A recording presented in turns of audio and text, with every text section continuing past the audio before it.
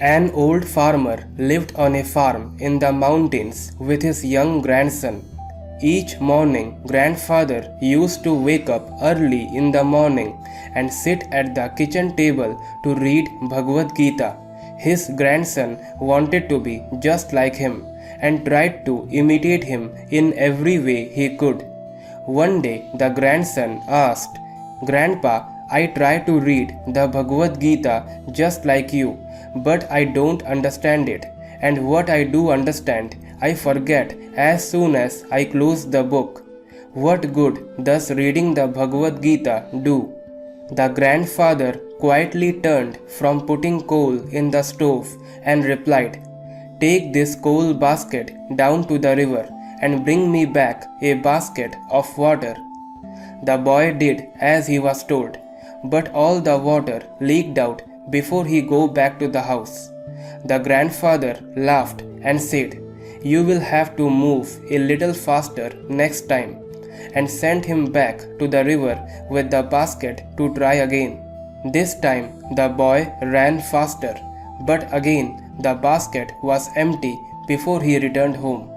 Out of breath, he told his grandfather that it was impossible to carry water in a basket, and he went to get a bucket instead. The old man said, "I don't want a bucket of water. I want a basket of water. You are just not trying hard enough." And he went out the door to watch the boy try again. At this point, the boy knew it was impossible, but he wanted to show his grandfather that even if he ran as fast as he could, the water would leak out before he go back to the house. The boy again dipped the basket into river and ran hard, but when he reached his grandfather, the basket was again empty. Out of breath, he said, "See, Grandpa, it's useless." "So you think it is useless?" The old man said, "Look at the basket." The boy looked at the basket and for the first time realized that the basket was different. It had been transformed from a dirty old coal basket and was now clean inside and out. "Son, that's what happens when you read the Bhagavad Gita. You might not understand or remember everything, but when you read it, you will be changed inside and out. That is the work of Krishna in our lives." My dear brothers and sisters, there are total 700 verses in Bhagavad Gita.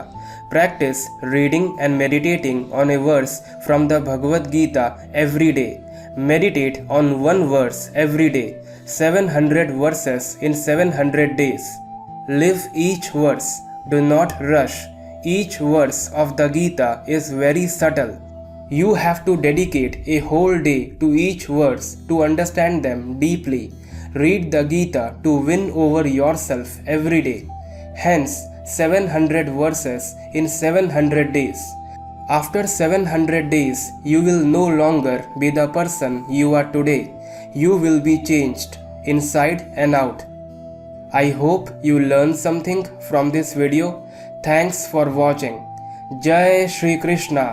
Jai Shri Ram.